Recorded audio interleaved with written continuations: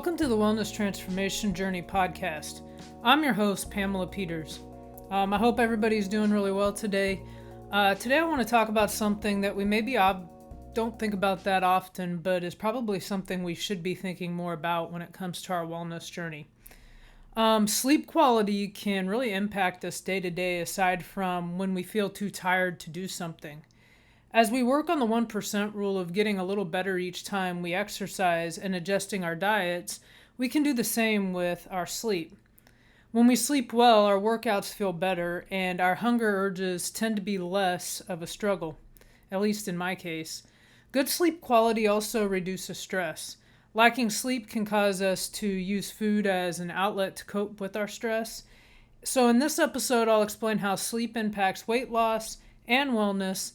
Plus, I'll share some strategies to help get better sleep that I used.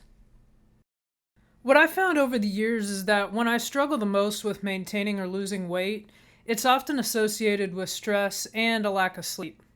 I sometimes find myself up at night thinking about what I need to do or obsessing over some problem I've been dealing with.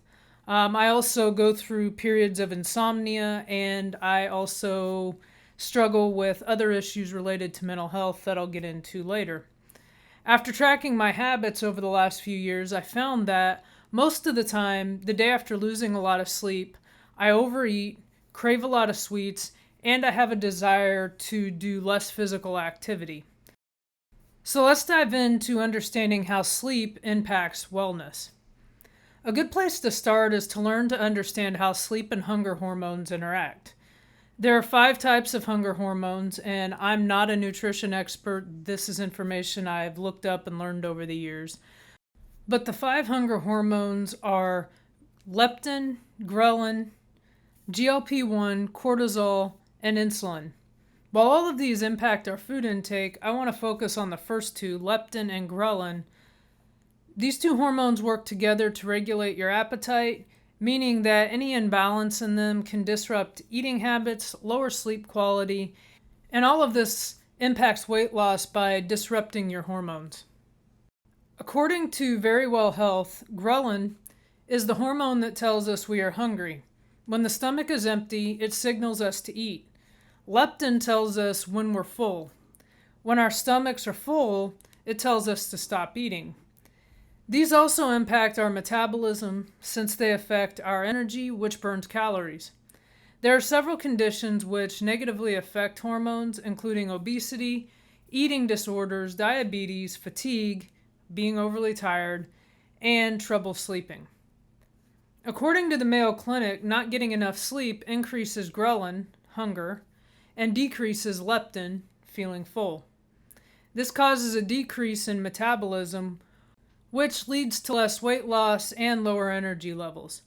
Sleep deprivation causes tiredness during the day and makes you less likely to want to participate in activities. Ultimately, you're less active and eat more, which makes weight loss or maintaining weight extremely difficult. Lacking sleep often leads to cravings for less nutritious foods, especially those high in sugar, fat, and refined carbs. Our reward system becomes more sensitive to those foods, and our body is craving those foods, and that will increase our energy quickly. We're looking to feel good even if it's temporary. The problem is it's temporary, so we only feel good for a short period and then we crash. When we're tired, we're more stressed, making it hard to control our mood and hunger sensations. This impacts our ability to make decisions. Willpower and decision-making are put aside to get a quick fix. This leads to impulse decisions and a harder time making healthy choices. Think about it. How do you feel when you're tired? Physically, you probably don't want to go to the gym or get your workout in. Similarly, you probably feel hungry more often, or you want to snack because you feel the need to do something. It's probably harder to concentrate on tasks you have before you. And for me, when I have projects to do and need help focusing, I'll pick at some kind of food to keep myself awake. This all adds up if we're regularly not sleeping well. Now that we've established why sleep is essential to supporting health and wellness, Let's dig a little deeper. According to Healthline, on average, about 35% of adults sleep fewer than 7 hours a night. And it is recommended that adults get between 7 to 9 hours of sleep each night to boost daily function, reduce stress, and support wellness. When I started tracking my sleep habits, I started noticing patterns in my eating habits. This helped me begin to understand how one impacted the other. Tracking your sleep patterns can be easy with the right tools.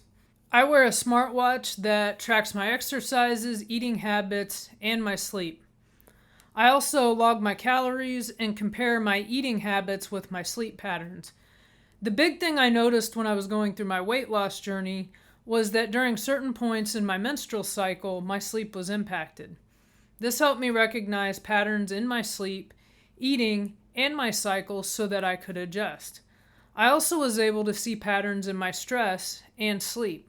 When I started tracking all of this and understood my patterns, I was able to make a few changes.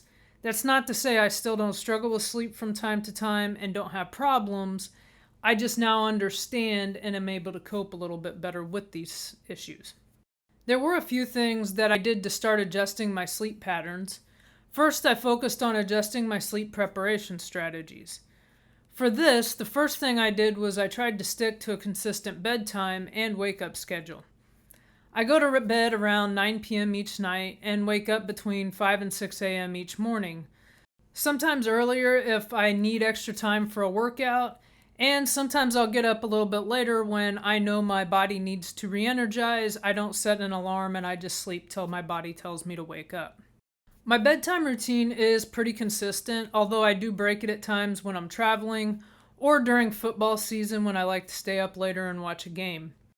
Along with when I go to bed, I stop eating around 7 p.m. and I try not to drink much or anything within an hour before I go to bed so I'm not up in the middle of the night going to the bathroom.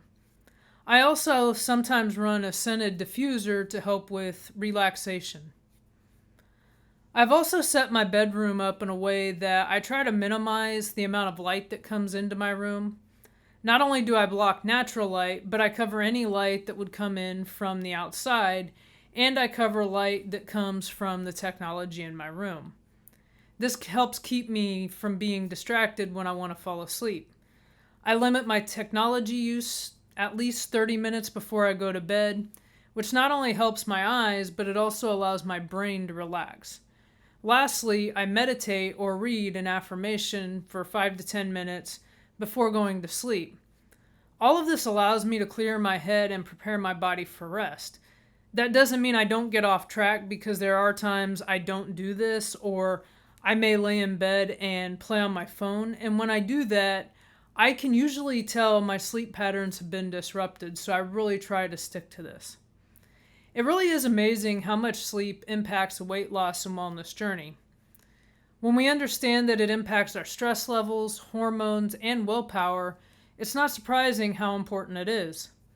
When I was watching my niece one day after missing a nap, I started to understand this better. She was grumpy, she stopped making choices, listened to no one, and food was the only thing that relaxed her. This is probably similar for us, just probably not with all the emotional outbursts, but that may not be for all of us.